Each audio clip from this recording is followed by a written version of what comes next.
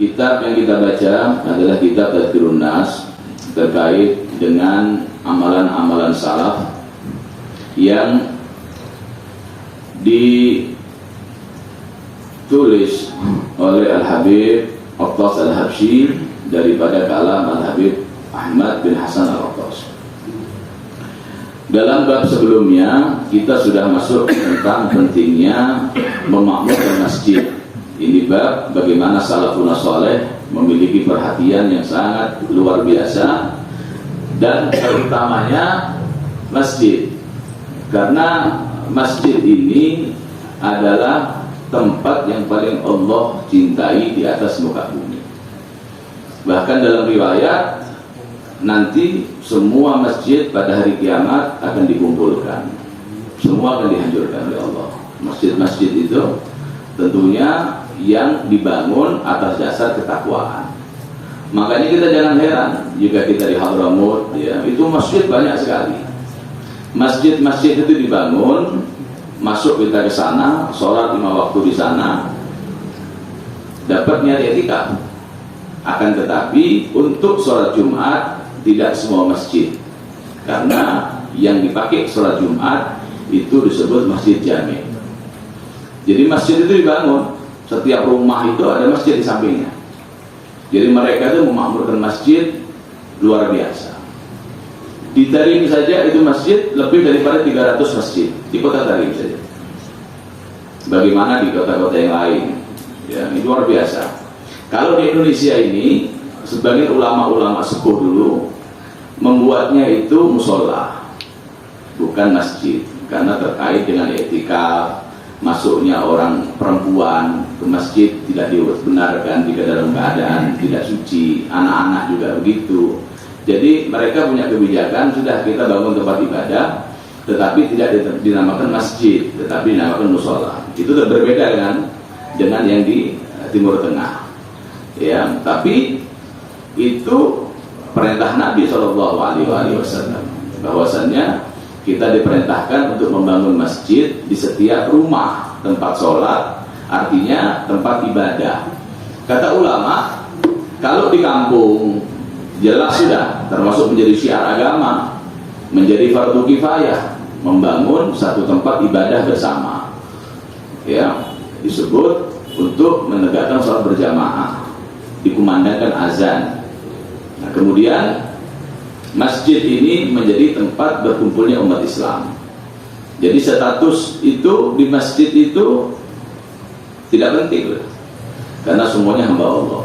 Dari pejabatnya, dari rakyatnya, dari orang kayanya, dari miskinnya, apapun bentuknya, jika masuk masjid sama di hadapan Allah Subhanahu wa Ta'ala. Inna akramakum indallahi atqakum. Enggak ada itu status sosial, selesai. Jadi ketika di masjid semua orang itu sejajar sama. Dan nanti di akhir zaman, kata Nabi SAW, pemahaman ini bergeser, karena masjid sudah tidak dimakmurkan lagi. Dimakmurkannya masjid itu yang pertama dengan sholat jamaah, dan tempat sebagai basis kesejahteraan itu masjid. Masjid itu menjadi tempat sentral bagi Islam. Di situ mereka membangun tatanan masyarakat. Di situ ada ilmu diajarkan. Di situ ada silaturahmi dibangun. Di situ ada ukhuwah dijalin. Di situ ada perhatian. Ya, semuanya itu Nabi SAW menjadikan masjid ini sebagai tempat untuk menyatukan umat. Bahkan Rasulullah SAW menerima tamu itu di masjid.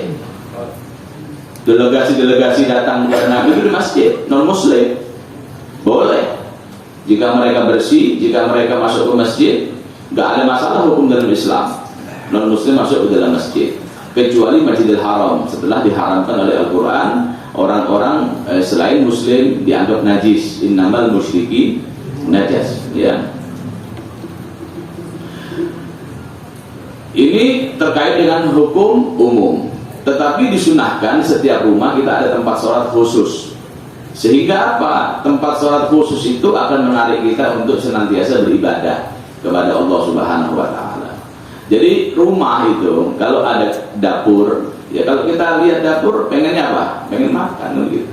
Tapi ada tempat majelis duduk, kita pengen duduk istirahat di situ. Tapi kalau kita ada tempat sholat khusus, ya minimal ada tarikan, ada undangan. Kita ini kepingin ngaji duduk di situ. Ya, itu kalau rumahnya cukup. Walaupun rumahnya kecil, sejadah itu harus ada, sehingga apa? Dilihat terus sejadahnya itu, sehingga dia mengundang dia untuk duduk, sholat sunnah, untuk kemudian membaca Al-Quran. Itu diperintahkan oleh Nabi SAW di bina'il masajid fidur, di rumah-rumah itu.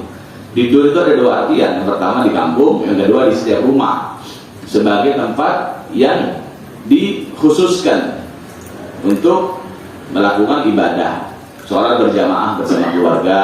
Di situ mengajarkan anak istri tentang hukum agama, ya, membaca 1-2 hadis walaupun terjemah. Nah, ini semuanya menjadi satu kunci pemahaman Islam di dalam keluarga kita itu. Dari tempat sholat. Kenapa dikatakan masjid sebagai tempat sujud, bukan tempat ruku atau tempat qiyam misalnya? Karena seorang hamba itu paling dekat kepada Allah dalam keadaan sujud. Ketika dia sujud, nah ini dia paling dekat kepada Allah. Dan identitas manusia itu tidak akan pernah dipertaruhkan untuk meletakkan jidatnya selain hanya kepada Allah. Ini kehormatan manusia. Ya, umat Islam ini tidak akan pernah menyentuh jidatnya tanah kecuali hanya untuk Allah Subhanahu wa Ta'ala. Begitu. Mau dibayar berapa kita untuk sujud kepada manusia? Gak mungkin ada seseorang berani melakukan itu. Ya, ini semuanya dalam tatanan agama. Sujud itu sebagai identitas seorang muslim yang beribadah kepada Allah Subhanahu wa Ta'ala. Beliau bercerita, Al-Habib Ahmad bin Hasan, bahwasannya salaf ini begitu memperhatikan tentang masjid. Masjid yang dibangun oleh orang-orang tuanya, atau mereka melihat masjid yang memang kurang sempurna, bangunannya mungkin sudah waktunya renovasi. Ya, kalau kita masuk masjid itu diperhatikan. Kalau kita ada rezeki, kita masuk masjid, diperhatikan. Apa kira-kira yang kurang dari masjid ini? Banyak masjid itu masih kekurangan. Nah, ini tergantung daripada orang yang memahami. Artinya kadang-kadang masjid itu dikelola oleh orang yang tidak mengerti. Makanya masjid itu kalau bentuk bangunannya terserahlah. Bentuk bangunan itu kadang-kadang mengikuti budaya masyarakat tertentu. Selama itu namanya masjid dibangun, ya tetap itu sebagai tempat sholat. Mau bentuknya kotak, mau bentuknya bulat, mau bentuknya piramid, mau bentuknya minimalis, apapun bentuknya nggak ada masalah. Akan tetapi wajib melibatkan ulama dalam 3 perkara masjid. Yang pertama terkait dengan kiblat. Kiblat umat Islam yang sudah muharrar diakui oleh agama. Masjid-masjid yang tua, ya, kiblat itu derajat. Kiblat yang paling utama adalah ru'yal ain, di depan Ka'bah. 100% di depan Ka'bah, kiblat nyata di depan kita. 180 derajat. Kemudian kiblat orang yang di Mekah karena dia menghadap ke Ka'bah. Kemudian orang yang di luar Mekah menghadap kemana? Ke arah Mekah Al-Mukarramah. Ya, jadi Mekah itu sebagai inti kiblat Ka'bah. Ini derajat yang pertama adalah orang sholat depan Ka'bah, jelas dia menghadap kiblat. Kemudian kiblat Rasulullah SAW, kiblat Masjid Nabawi dan masjid yang dibangun oleh Nabi seperti Masjid Quba, Masjid Qiblatain, masjid-masjid yang mana Rasulullah SAW membangun itu luar biasanya. Kiblatnya itu 100% ke inti Ka'bah, bukan ke arah, tapi ke inti Ka'bah. Jadi kalau Imam Syafi'i ini wajib menghadap ke inti Ka'bah, bukan menghadap ke arah masjid. Agak repot ini. Akan tetapi itu tidak mustahil, karena masjid yang dibangun oleh Nabi SAW di Madinah itu menghadap ke inti Ka'bah, bukan ke arah Mekah. Tapi kemudian setelah itu ulama-ulama melihat bahwasannya arah Mekah itu cukup mewakili bagi orang di luar Mekah jauh. Ya, tapi masjid yang dibangun oleh Rasulullah SAW itu ke inti Ka'bah, mukjizat. Kemudian derajat yang ketiga, masjid yang dibangun oleh para sahabat. Masjid Imam Ali di Kufah, ya, Masjid Amr bin As di Mesir, masjid sahabat, Masjid Bani Umayyah di Damaskus, itu masjid-masjid itu kiblatnya ke inti Ka'bah. Dulu nggak ada seperti zaman sekarang. Google Map ya, mengukur bagaimana mereka mengukur. Mereka itu pakar-pakar falak, nggak salah. Masjid yang dibangun sahabat di perbatasan Cina itu luar biasa, ke inti Ka'bah. Kemudian setelah itu masjid yang dibangun para ulama-ulama sepanjang zaman. Nah, karena ulama membangun masjid itu pasti Ka'bah, kiblatnya itu yang paling diutamakan. Ini masjid-masjid yang sudah sepuh, yang sudah tua, maka kiblatnya itu dianggap sudah final, nggak perlu dibahas lagi, diakui. Nggak ada orang datang sekarang mau membahas masalah kiblat masjid yang sudah berusia ratusan tahun jika memang dibangun oleh orang-orang besar. Selesai. Masjid-masjid baru ini, ya ini wajib ya melibatkan ulama. Yang kedua terkait dengan kemakmuran masjid. Karena masjid ini risalah utamanya adalah ilmu, bukan cuma bangunan yang megah. Karena dalam hadis Rasulullah SAW menyatakan, ma umirtu bitasydidil masajid. Saya tidak diperintahkan untuk membangun masjid dengan enggak.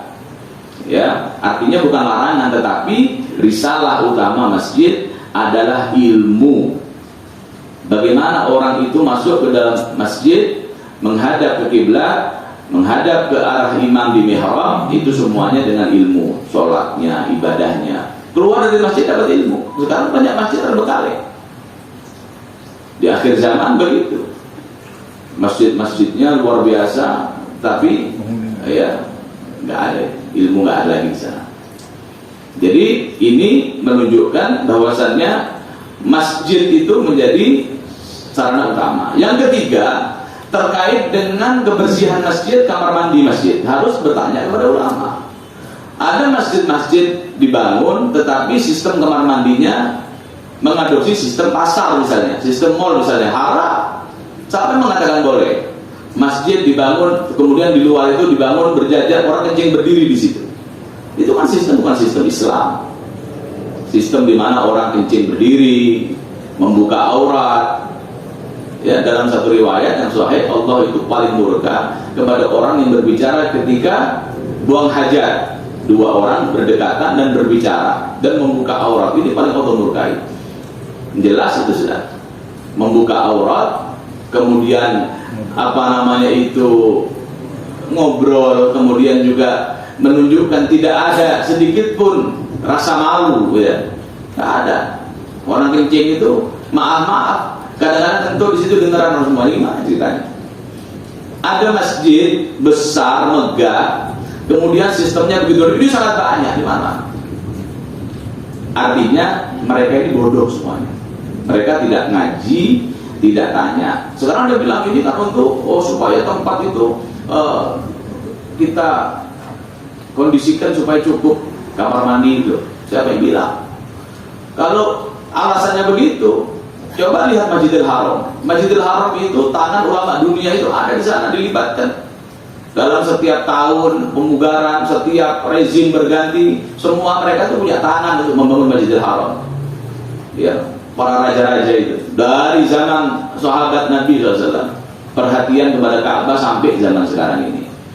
Jutaan manusia ke sana, sistem yang diadopsi tidak seperti itu. Kalau efisien tempat gara-gara orang, ya sana lebih utama. Orang jutaan loh, nggak ada. Karena jelas haram dalam agama seperti itu. Kamar mandi satu-satu dah. Cukup buktinya jalan, nggak ada orang sampai kencing di jalan di sana. Karena nggak dapat tempat, nggak ada. Dasarnya masjid itu untuk supaya masyarakat sekitar la sholata li jaril masjid illa fil masjid. Kalau tetangga masjid masuk masjid sudah bersih kan begitu. Masjid itu kamar mandinya kalau memang masjidnya kecil, artinya masyarakat segitu nggak banyak, orang-orang jelas saja. Mereka datang ke masjid ya pasti sudah bersih di rumahnya. Disunahkan mereka di rumah sudah bersih, wudu sampai ke masjid. Jadi kalau kondisi situasional aja orang yang masuk kamar mandi masjid. Lah sekarang kalau masjidnya dibuka dengan sistem seperti itu, maka ini membuat jalan bagi orang-orang hanya mampir kencing di masjid lewat lagi. Mana ceritanya? Banyak begitu. Mampir, bak motor, buka resleting, kencing, berdiri, lewat lagi ya. Itu wajib dibongkar. Karena sudah tidak sesuai dengan syariat. Tapi kalau dikasih tahu, sudah nggak punya dalil, ngeyel lagi. Ya, repot ini. Makanya orang itu kalau bodoh, ya, tahu dirinya bodoh, enak ngajarinnya. Tapi kalau orang bodoh dan tidak tahu dirinya bodoh, nah ini bahaya, bahaya sekali. Dan kemudian yang paling luar biasa adalah mengambil zakat untuk kemaslahatan masjid. Ini haram rokkab. Ka'bah itu seandainya hancur berkeping-keping, haram dibangun daripada uang zakat. Tidak zakat fitrah, tidak juga zakat mal, nggak boleh. Masjid itu tidak boleh ada sedikit pun daripada ausafun nas. Zakat itu kotoran, harta orang kaya. Kalau orang kaya tidak mengeluarkan zakat, maka akan dihancurkan oleh Allah Subhanahu wa taala harta dia. Jadi harta itu ya 2,5% itu adalah ausafun nas, saudara-saudara. Dia keluarkan bersih harta dia. Khudh min amwalihim shadaqatan tutahhiruhum wa tuzakkihim biha. Ambil zakat mereka untuk membersihkan mereka, membersihkan harta mereka dan membersihkan hati mereka dari sifat pikir dan bakhil. Haram hukum jelas. Kalau ada masjid, kemudian ada orang yang mengaku ilmu, kemudian mengambil uang dari masyarakat atas nama zakat untuk membangun masjid, untuk kemakmuran masjid, jelas. Dan di akhir zaman banyak ada yang begitu. Ini bahaya. Makanya dari kitab ini kita tahu bagaimana kita punya salaf ini betul-betul takzim kepada Baitullah. Ini rumah Allah Subhanahu wa taala. Yang pertama dibangun di atas muka bumi ini, inna awwala baitin wudi'a lin-nas alladzi bi Bakkah. Rumah pertama di atas muka bumi adalah Mekkah Mukarramah, Ka'bah. Dibangun oleh malaikat. Ya, kemudian setelah itu dipugar oleh Nabi Adam dalam riwayat. Yang pertama bangun Ka'bah itu malaikat dengan fondasi malaikat. Kemudian koordinatnya diinformasikan kepada Nabi Adam membangun ala qawaidil malaikah. Dan riwayat Nabi Adam yang memulai, malaikat yang membantu. 40 tahun kemudian Baitul Maqdis dibangun. Jadi Baitul Maqdis dengan Ka'bah ini yang bangun Nabi Allah Adam. Makanya Baitul Maqdis itu bukan warisan orang Yahudi, tapi warisan umat Islam. Makanya dari Mekah ke Masjidil Aqsa, dari masjid ke masjid, ini semua menunjukkan bahwasannya ikatan Nabi kita Muhammad ketika diisrakan dari Masjid Nabawi, dari Masjid Mekkah Al-Mukarramah, kemudian sampai ke Masjidil Aqsa, masjid paling ujung dari Mekah. Ya, Masjid Al-Aqsa yang paling jauh. Artinya kata ulama, ada masjid yang dekat dari Ka'bah. Mana? Masjid Nabawi. Ketika Nabi diisrakan oleh Jibril, diajak lewat, ya, ke satu tempat. Di sini ada tempat hijrahmu. Tunjukkan kota Madinah yang namanya waktu itu Yathrib, kemudian sampai ke Masjidil Aqsa. Aqsa itu artinya yang terjauh. Yang terdekat ya Masjid Nabawi itu lurus. Kemudian dari masjid ke masjid yang menunjukkan pentingnya kita memakmur masjid. Sholat di masjid, ya, pahalanya berlipat ganda. Yang kedua, jelas diterima sholatnya. Beda dengan orang sholat sendiri. Kalau orang berjamaah ini, orang jika sholat, kekhusyuan itu yang menjadi poin utama diterimanya sholat. Ya, dalam hadis Nabi SAW, Allah Subhanahu wa taala akan menerima sholat kalian yang kalian hadiri di dalamnya.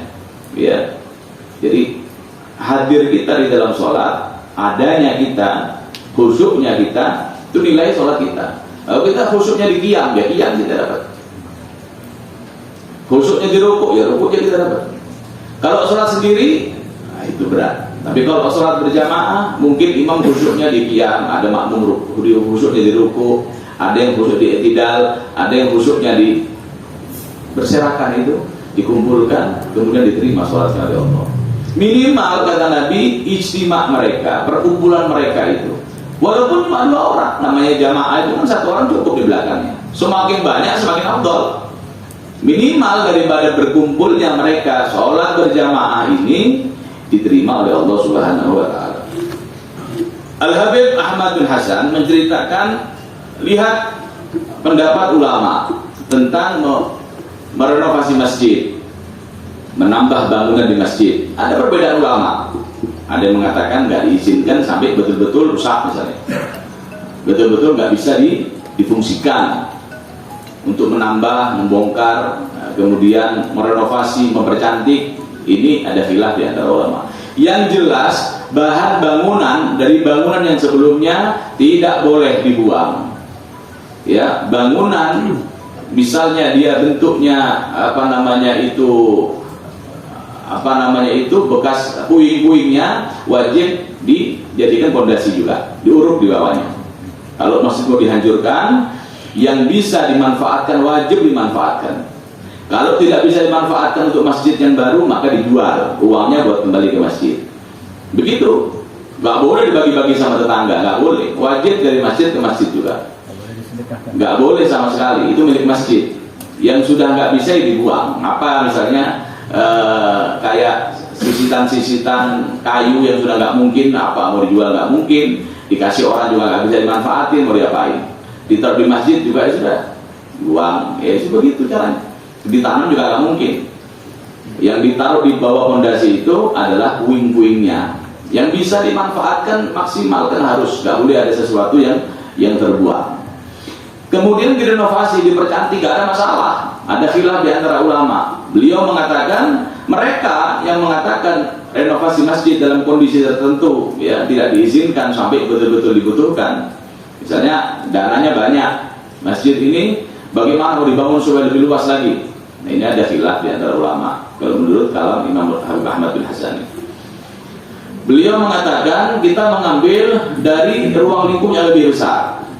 Ya, kita tidak beribadah menurut A, B, C nama-nama ulama, tidak. Tapi kita beribadah, kata beliau, ya dalam lingkup yang lebih besar untuk kemaslahatan umat. Ini utamanya, kata beliau. Karena imaratul masajid, karena memakmurkan masjid ini adalah min masailil amal, sesuatu yang nyata real di lapangan, bukan wacana. Orang bertanya hukum ini, jawabnya hukum ini misalnya, bisa jadi wacana. Tapi ini real di lapangan. Masjid itu kalau bagus, kalau cantik, kalau indah, itu mengundang orang dan masuk. Kan begitu. Orang semangat ibadah, masjidnya bersih, masjidnya wangi. Ya, lihat masjid itu, diwangi masjid itu. Diperintahkan oleh Nabi SAW supaya diwangikan masjid itu dengan bukhur. Nah, makanya ini amalan-amalan begini sudah langka di masyarakat, sudah nggak mengerti. Kadang-kadang kita masuk masjid yang mewah megah, kamar mandinya kotor, kamar mandinya pesing misalnya, karena sistem begitu yang dipakai. Mereka tidak bertanya kepada ulama, nggak bertanya kepada ahli ilmu bagaimana membangun kamar mandi yang steril, yang bersih. Nah, ini menjadi satu masalah, ya, bukan masalah ulama, masalah orang bodoh. Kalau kita lihat masjid ada sistem begitu, kamar mandi yang dibangun buat orang kencing berdiri difasilitasi begitu, wah ini menunjukkan betul-betul mereka ini sudah rusak keindahan masjid. Ya. Dipampang begitu, dijajar begitu. Nah, ini nggak menunjukkan seseorang itu arif. Dia harusnya dilibatkan. Ya, bukan cuma menggalang dana minta bantuan kemana-mana cari uang, kemudian setelah dapat uang, ulamanya ditinggal misalnya, nggak ditanya sama sekali. Ulama itu jadi seperti hiasan aja. Khutbah Jumat, ngajar. Kalau ngajar juga dibatasin, ngomong yang begini, pantasnya apa ini? Itu semuanya menunjukkan bahwasannya ketika masjid sudah fungsinya itu menurun daripada risalah sesungguhnya, maka kondisi masyarakat pun lemah. Mana masyarakat samping masjid mengerti akidah? Dulu masjid-masjid itu akidah Ahlus Sunnah sifat 20 dibacakan, dikumandangkan sebelum maghrib, anak kecil hafal semua sifat 20. Diajarkan syariat, diajarkan ilmu, diajarkan semangat luar biasa. Sekarang masjidnya banyak, yatabaha fil masajid, kata Nabi SAW. Datang akan zaman yatabahuna fil masajid. Akhir zaman nanti kata Nabi, mereka akan berlomba-lomba itu bangun masjid, berlomba-lomba bangun masjid. Tetapi risalah sesungguhnya dari masjidnya ilmu, ya, bagaimana tatanan kerukunan masyarakat yang menjaga softnya di dalam sholat menjadi poin nomor 1 kerukunan warga di situ.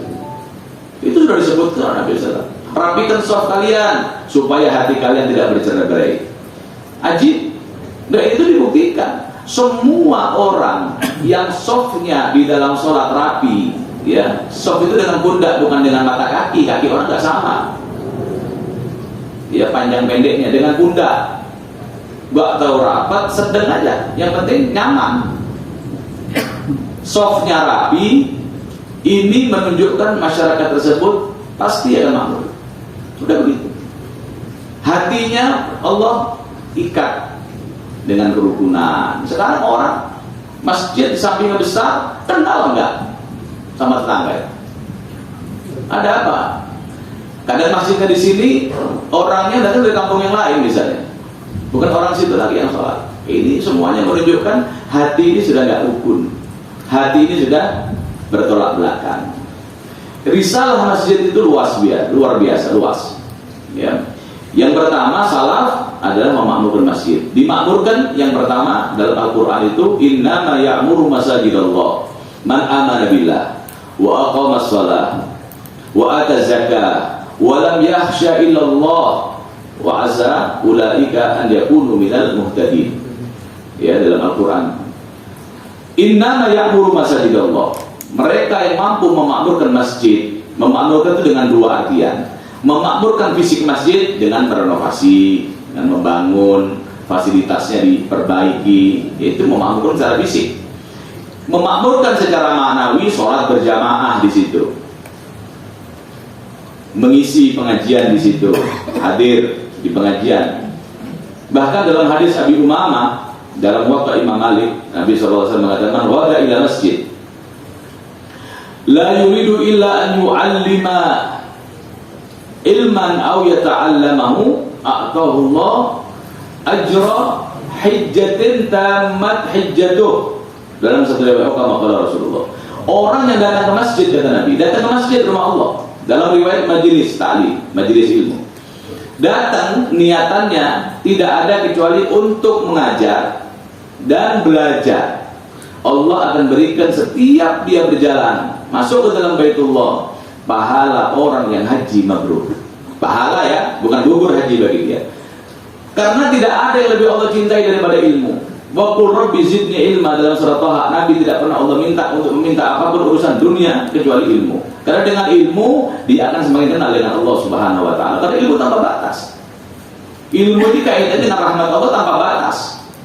Sebagaimana Allah zat kudrat iradatnya tanpa batas, begitu juga ilmu yang Allah berikan ini tanpa batas, tergantung makrifat orang kepada Allah.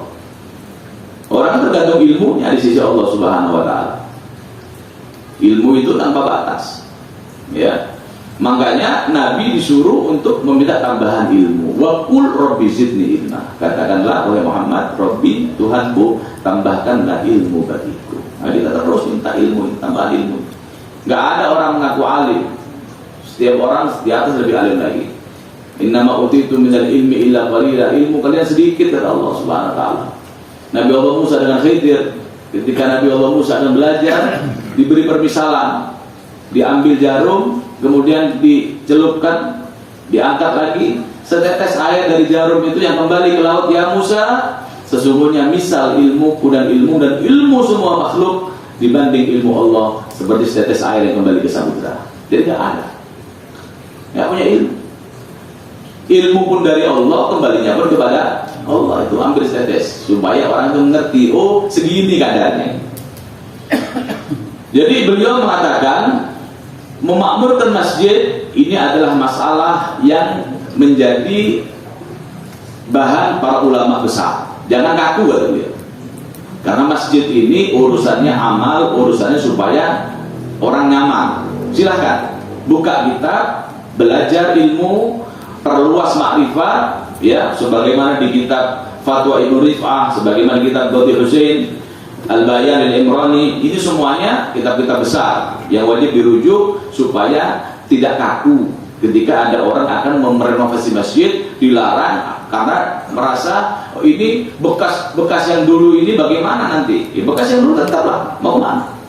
Orang yang sudah masuk saldo akhirat bagi dia selesai sudah. Ada hitungannya kepada Allah.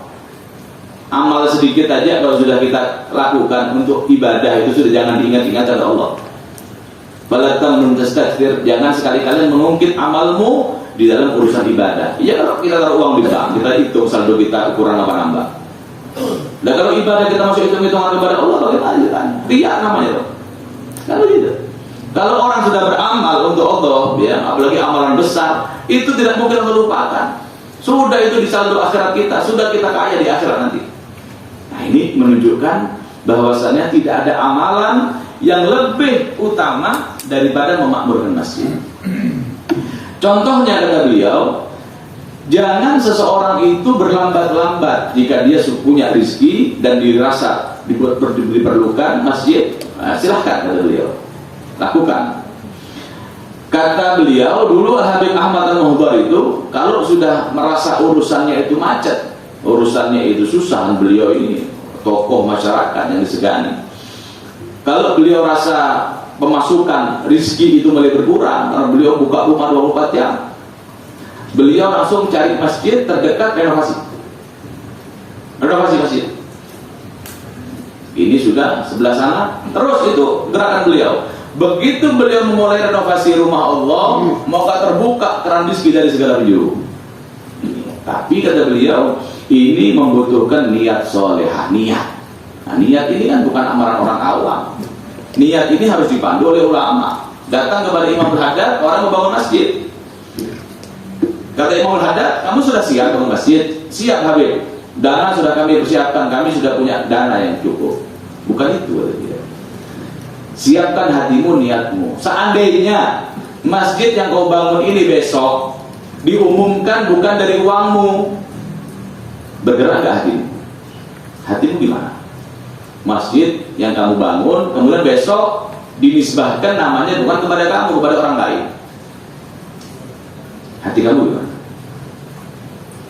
Dia namanya orang awam, nggak terima Habib, saya nggak terima. Kamu belum terima, artinya niat belum sempurna. Nanti dapat orang besar, dapat guru, perbaiki niatmu, diperbaiki di situ. Nah sekarang menamakan masjid dengan nama saya, apa hukumnya? Boleh-boleh saja. Kita bangun masjid atas nama kita punya orang tua, wakaf orang tua memberikan nama kita, boleh. Karena Nabi mengatakan, ya, dalam riwayat yang sahih, as-salatu fi masjidi hada, salat di masjidku.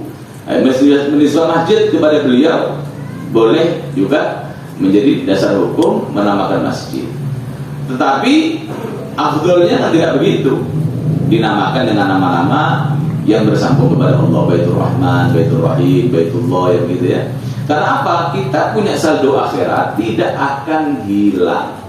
Nabi SAW itu puasa tiap hari Senin dan Kamis.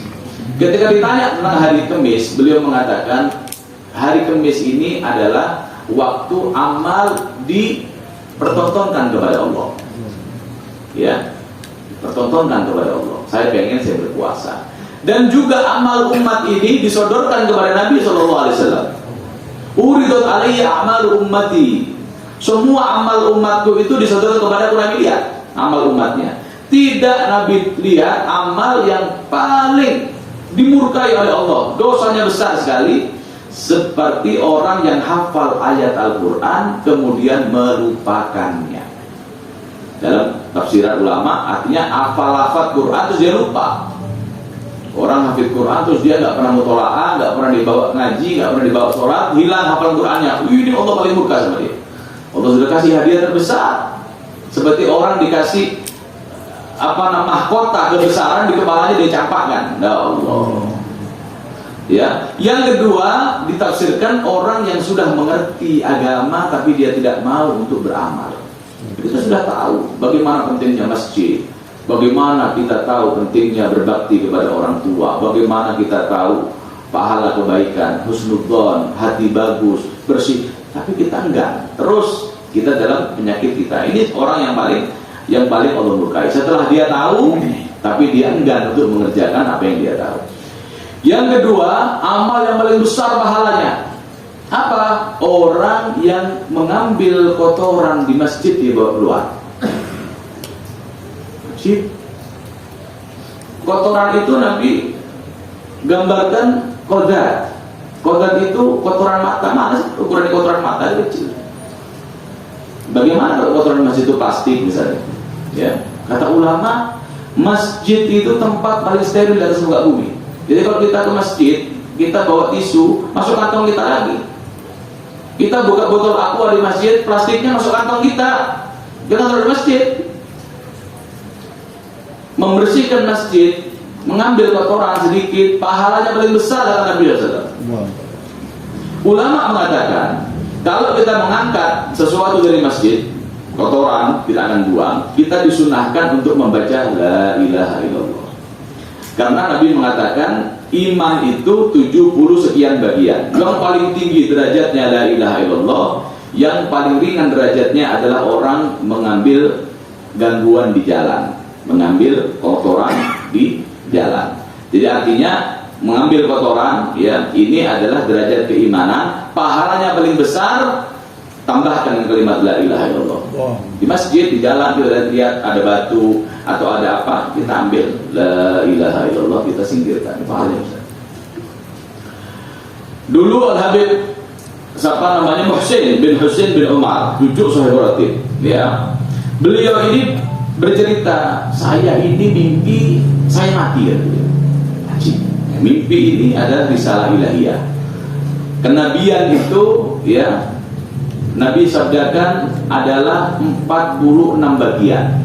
Satu bagian adalah mimpi yang benar. Bagaimana bisa? Ya, sebelum Nabi diangkat Rasul, umur 40 tahun, 6 bulan sebelumnya Nabi itu mimpi-mimpi yang datang paginya ghafala fi subhi. Mimpinya Nabi malam, ada yang mati di Mekah, pagi kejadian ada yang mati. Nabi malam melihat dalam mimpinya ada kejadian apa di Mekah, pagi kejadian benar, nyata seperti matahari. Jadi ini namanya ilhasot, permulaan kenabian, 6 bulan itu. Sekarang Nabi berapa tahun dalam menerima Al-Quran? 23 tahun. 23 kali 2 berapa? 46. Jadi 6 bulan itu adalah setengah tahun, 6 bulan, ya begitu hitungannya. Nabi katakan ru'ya salihah juz'un min sitta wa arba'ina juz'an minan nubuwah. Ru'ya salihah. Ru'ya itu penting. Nabi Allah Yusuf itu derajatnya diketahui ayah dari mimpi. Jadi jangan cuma mimpi, enggak. Mimpi itu risalah ilahiyah kepada orang soleh. Kepada orang soleh, ya. Jadi mimpi itu penting. Jadi mimpi itu tergantung orang, kata Nabi, asdaqukum ru'ya asdaqukum haditha. Ilmu mimpi ini ilmu luar biasa, luas ilmunya. Ada ilmu namanya itu ta'wilul ru'ya, ya, ilmu tentang menafsirkan mimpi. Nabi itu tiap malam bermimpi, wahyu bagi Nabi. Kalau setelah salat subuh, Nabi tanya kepada sahabat, hal ahadun minkum ra'a ru'ya? Ada mimpi nggak tadi malam? Apa mimpinya? Nabi tafsirkan. Sayyidina Umar cerita, Sayyidina Abu Bakar cerita, sahabat cerita, Nabi tafsirkan. Ada yang memang tafsirannya itu sesuai dengan sahabat, ya. Ada yang juga yang, ya, mereka yang masih imannya belum kuat, bermimpi, Nabi katakan ini mimpi kamu ini bukan apa-apa. Seperti ada orang cerita, ya Rasulullah, saya ini mimpi semalam. Mimpi apa? Saya mimpi kepala saya terpenggal, kemudian kepala saya menggelinding di tanah. Nabi tersenyum. Bagaimana mungkin kalau lihat kepalamu sementara kepalamu itu terbincir ke tanah? Nah itu, ini mimpi setan. Dibuat main sama setan. Ya, jadi sahabat bukan maksum. Derajat sahabat itu, Nabi katakan ini, perbaiki diri. Bagaimana mungkin kau bisa melihat kepalamu tergelincir sementara kepalamu itu, matamu di kepalamu, kan begitu? Kata Nabi, kepalamu itu tergelinding, jatuh, dipenggal. Kamu lihat, loh gimana bisa? Matamu kan di kepalamu. Ya, di mimpi di sini, kata Nabi, mimpi itu adalah alamat tentang hati seseorang. Jadi kalau kita ini mau lihat mimpi kita, lihat kita bohong nggak kita? Kalau kita masih suka berbohong, mimpi kita nol, nggak ada itu. Firasat dengan mimpi hanya datang kepada orang yang hatinya bersih. Dan banyak bangun malam. Orang yang suka tahajud, suka bangun malam, suka baca Quran, ya, itu biasa mimpinya datang persis. Ini beliau Muhsin mimpinya begitu, saya mati. Mimpi mati gitu. Kemudian saya masuk ke dalam barzakh. Kemudian amal saya itu disodorkan semua selama saya hidup di dunia. Dari saat saya balik, sodorkan semua. Amal yang baik, ya, dan amal yang kurang baik, ya, bukan tidak baik, nggak seperti yang pertama seorang waliullah, amalnya baik semua. Ada yang paling baik, yang tidak lebih baik. Itulah amalnya aulia itu. Nggak ada amal nggak baik mereka. Antara afdol, ya, dan lebih afdol, begitu aja. Tunjukkan semua kata Habib Masih. Kemudian hanya satu amal saya nggak punya, membangun masjid. Kata beliau, nyesalnya luar biasa. Bangun, akhirnya beliau datang kepada gurunya, Habib Muhammad bin Zain bin Smith, murid Imam Al-Haddad. Muhammad bin Zain bin Smith yang ada kitab Ghaitul Qasidul Murad, banyak terangannya. Datang kepada gurunya bercerita. Maka beliau mengatakan, ini isyarah ya Habib Muhsin, kamu harus bangun masjid. Habib Muhsin mengatakan, innal waqtu la yasa. Dia bilang, ya Habib, saya sudah tua, waktu saya cukup untuk bangun masjid. Bikin dananya, nyari ini itu, macam-macam pikiran. Kata Habib Muhammad, do asasah, bikin fondasi. Kalau kamu nggak bisa menyelesaikan, anak-anakmu menyelesaikan nanti, keturunanmu menyelesaikan, murid-muridmu menyelesaikan. Yang penting kamu mulai. Fabtada'a bi imarati masjidil ma'ruf bi Hurairah wa akmala asasah. Langsung beliau mulai bangun fondasi, sempurna fondasinya. Masjidnya masyhur sekarang di Hurairah, Masjid Habib Muhsin bin Husain. Kemudian subhanallah, itu masjid kelar ketika beliau masih hidup. Berkah.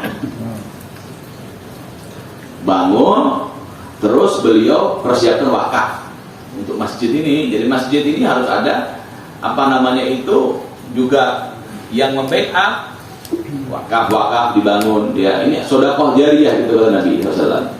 Di antaranya yang paling mulia, ya, kata Nabi SAW, setelah orang meninggal itu, ya, maka amalnya akan bersambung.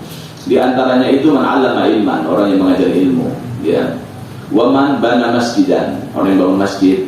Waman gharasa gharsan, orang yang bangun pohon, ya, itu kan terus itu. Waman hafara bi'ran, orang yang itu bikin sumur, ya, itu termasuk sedekah jariyah itu. Nah, kemudian di antaranya adalah waman warasa mushafan, yang taruh mushaf di masjid, ninggalin mushaf di rumah, kasih kepada orang-orang yang membutuhkan. Kemudian waman da'a lahu waladuhu wastaghfara lahu ba'da mautih, dan anak yang mendoakan dia setelah dia wafat. Waman ajra nahran, juga yang membuat jalur air, selokan, itu sedekah jariyah itu. Sedekah jariyah yang pahalanya lanjut setelah dia mati itu. Ya, itu diantaranya 7 itu. Ngajarin ilmu yang baik, kemudian benerin saluran air, bangun air sumur, bangun masjid, ya, atau membantu juga membangun masjid, ya, begitulah. Kemudian mushaf juga, bagi-bagi mushaf penting. Kita lihat masjid yang mushafnya sedang mulai rusak, ya, itu kita harus minimal diganti atau ya, jangan dibakar. Mushaf itu kalau dibakar pun ditanam itunya, Qurannya itu. Nah, jangan juga dibuang di kali. Dulu itu kalau ada mushaf dibuang di laut, tengah laut, dah hilang. Kasih batu, taruh laut, masukin. Jangan dibuang satu kali, ya, kali kecilnya nyangkut Quran, ya, dibakar, ditanam di tempat yang tidak dilewatin orang. Nah, gitu. Samping pohon besar, tanam di situ. Ya, dulu itu kan di kampung-kampung yang dekat pondok-pondok besar itu, ya, tempat-tempat yang bukan jalan umum, yang nggak ada orang neduh di situ, ya, itu ditaruh di tempat yang steril lah, ditanamnya itu. Subhanallah, kata Habib Ahmad bin Hasan, masjid ini terus renovasinya berlanjut tiap generasi, dari zaman Habib Muhsin, putra-putranya, cucu-cucunya, sampai ke zaman ayah beliau, Habib Ahmad bin Hasan. Habib Ahmad bin Hasan ini cucu keempat daripada Habib Muhsin ini. Ya, Habib Muhsin bin Umar bin Abdurrahman. Makanya dalam Al-Quran itu Allah Subhanahu wa Ta'ala menyebutkan bahwasanya innama ya'muru masajidallah, yang mampu memakmur masjid orang punya 4 sifat yang mampu. Yang pertama adalah man amana billah, yang hatinya beriman kepada Allah. Yang kedua wa aqamas shalah, menegakkan sholat, cinta memang kepada sholat dia. Cinta kepada sholat, sholatnya maunya berjamaah aja, masjid dia datangin, makmurin sholatnya maunya kecuali jamaah. Dekat ke masjid, nggak ada tempat lain. Wa ataz zakat, ketika zakat datang waktunya dia tunaikan. Enggak, zakat itu sudah menjadi mutlak sama dia, bukan hak dia, dikeluarkan kepada orang. Allah sendiri turun tangan bagi kok 8 jenis itu.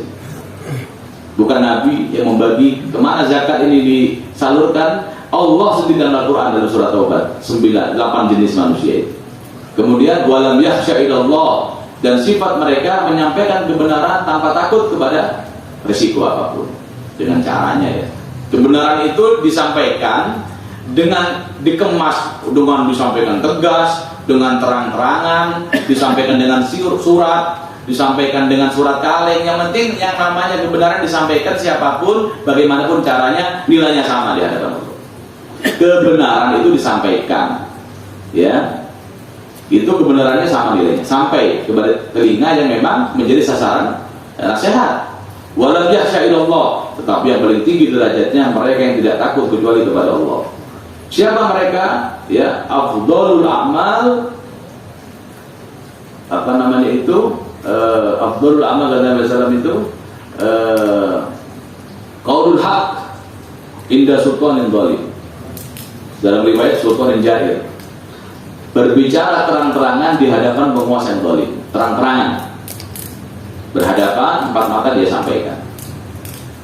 Atau dia berikan surat atas nama dia, surat atas nama si fulan kepada raja, ini surat saya, kamu salah, ini. Wah, ini paling berat, karena risikonya mati.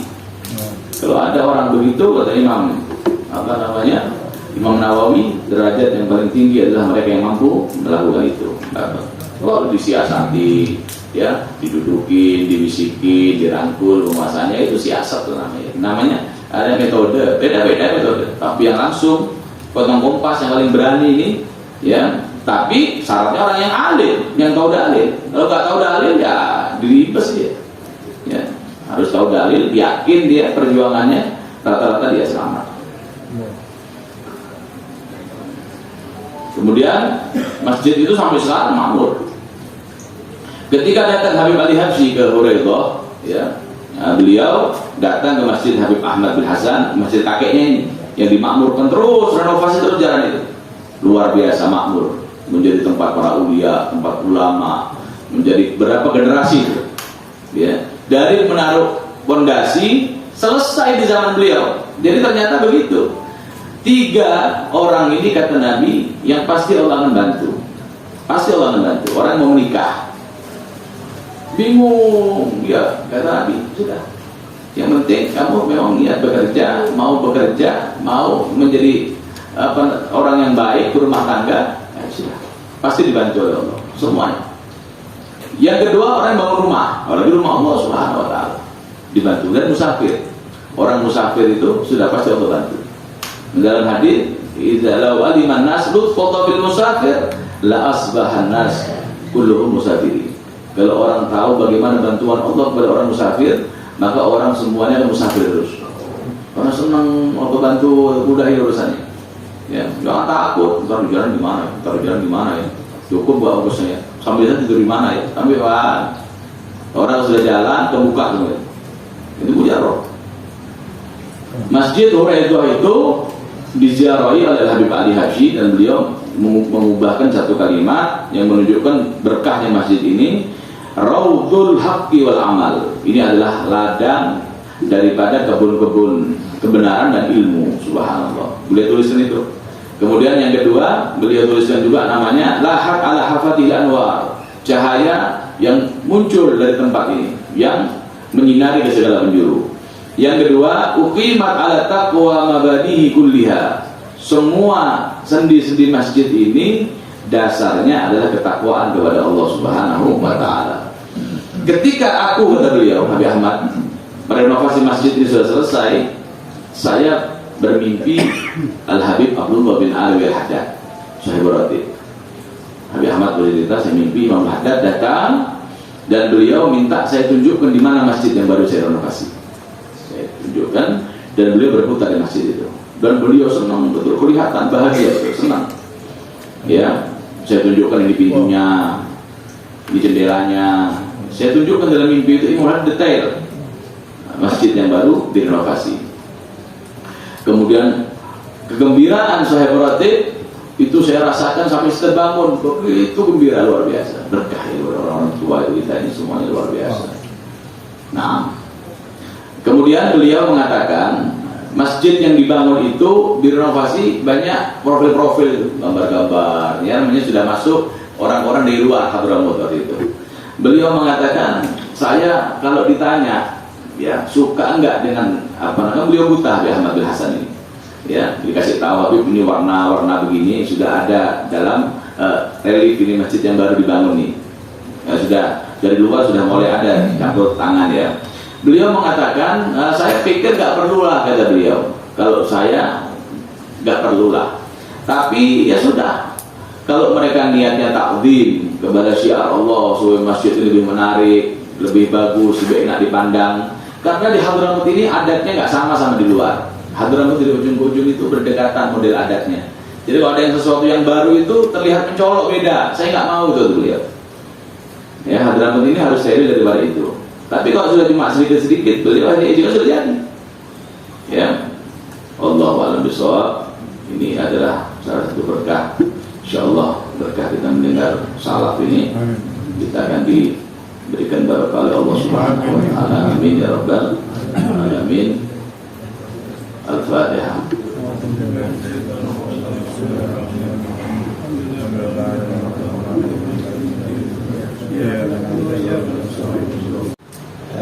Kita sajikan nanti hidangan sedikit. Kita persilakan Abu Syakir Fadhil. Lakum busyran ijabati wal qabuli minal maula biwasitati rasul.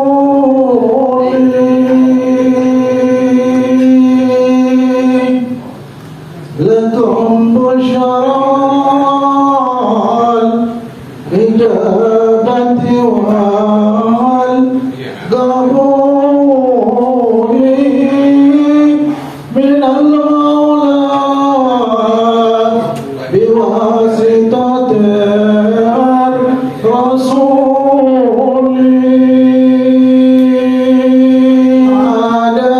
Ada'il inayati fas tajabtum wa badartum ilal fadlil jazili.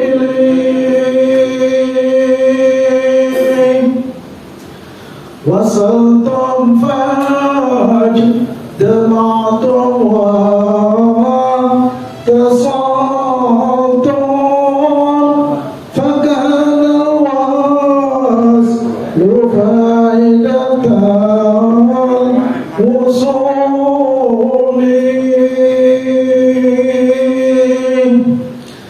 Nazaltum fi manazilina fasadan bikum syarafan tada'afa bin nuzuli. Ala ya marhaban ahlan wa sahlan bikum ya nas la taha wal batuli.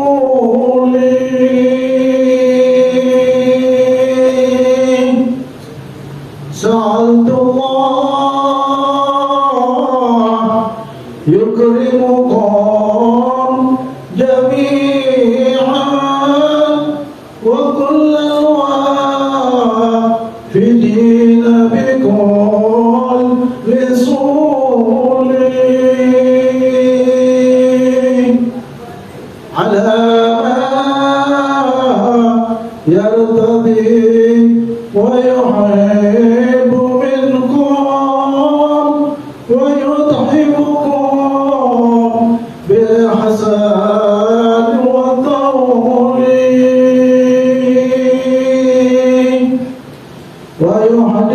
ويهديكم صراطا مستقيما ويظهر فيكم سر الحصول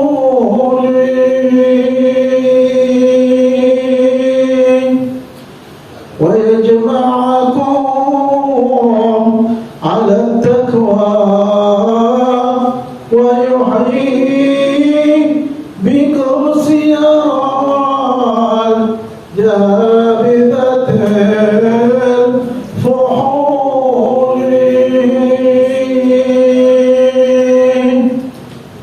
من السلف الذين بهم بلغتم مقام العز في المجد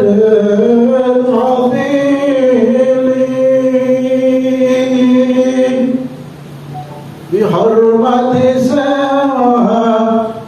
السادات غير البرايا السيد البر الوصول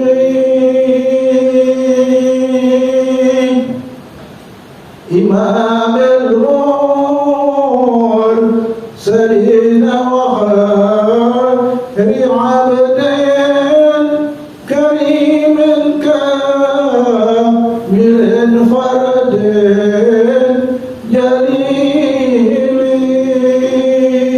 جليل على فوق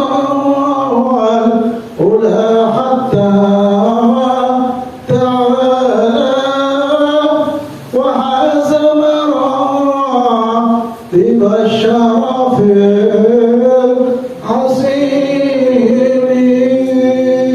العظيم حوار طبال كمال فلا شريك له فيها وجل عن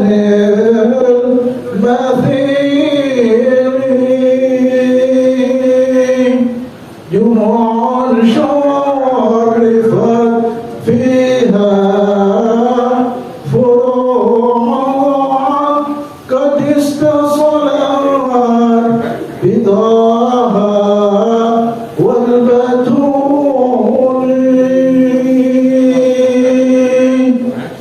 ملاحظة من المولى بعين مراعية ومن طه